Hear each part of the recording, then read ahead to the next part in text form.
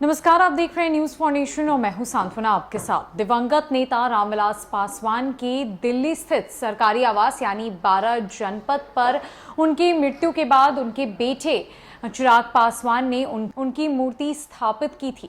अब चिराग पासवान उस बंगले को खाली करके अपने नए बंगले में जा चुके हैं। आपको बता दें कि जब रामविलास पासवान की मृत्यु हुई उसके बाद लगातार चिराग पासवान को नोटिस जारी किए जा रहे थे सरकार की तरफ से कि उन्हें उस बंगले को खाली करना है।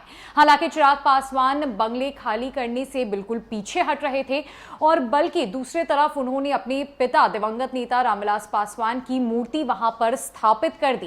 लेकिन अब बंगला खाली हो चुका है। चिराग पासवान अपने परिवार के साथ अपने नए बंगले में जाकर शिफ्ट हो चुके हैं।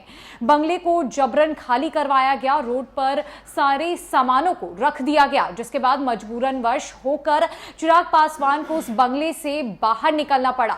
लेकिन अब हम आपको तस्वीरें दिखाने जा रहे हैं जो कि अभी की है और इन तस्वीरों के माध्यम से आप देखिए कि जो मूर्ति वहां पर रामविलास पासवान की स्थापित की गई थी उसे अब हटा दिया गया है। तस्वीरें बाहर से ली गई हैं और अब वहां पर कोई भी मूर्ति नहीं है।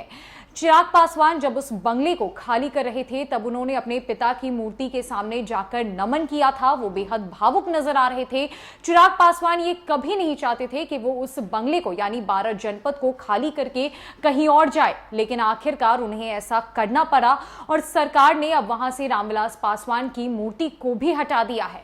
राजनीति देखी जाए तो जब से चिराग पासवान उस बंगले को खाली करके नए बंगले में गए हैं तब से कई राजनीतिक नेताओं से उनकी मुलाकात हो रही है और ये मुलाकात बेहद चर्चा का विषय भी बन चुकी है। और अब ऐसा देखा जा रहा है कि जिन नेताओं ने चिराग पासवान से करीबी बढ़ाने की कोशिश की है, जिन नेताओं की मुलाकात चिराग पासवान से हो रही है, वो सारे एजेंडे और हथकंडे अपनाए जा रहे हैं, वो भी बीजेपी के खिलाफ। चाहे वो पप्पू यादव की मुलाकात हो चिराग पासवान के साथ या फिर तेजस्वी यादव का चिराग पासवान के लिए स्टैंड लेना हो, हर कोई चिराग पासवान से सहानुभूति जता रहा है।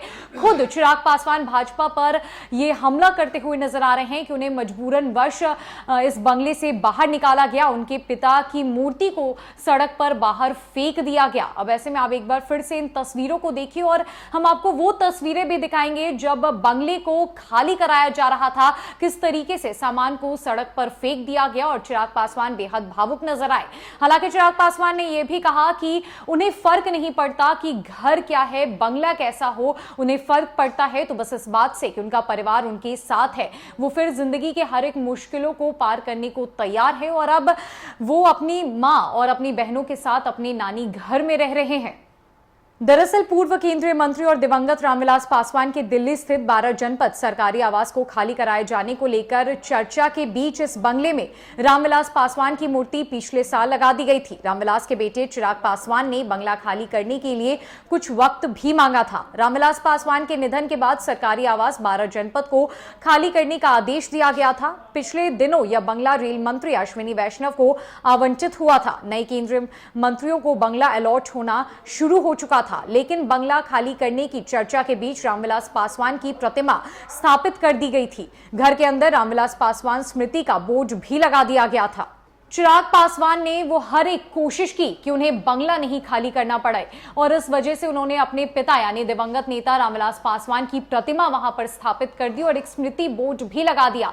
लेकिन आखिरकार उन्हें उस बंगले से बाहर जाना पड़ा और सरकार ने उस बंगले को अश्विनी वैष्णव को आवंटित कर दिया है। रामविलास पासवान की मूर्ति को वहां से हटा दिया गया है।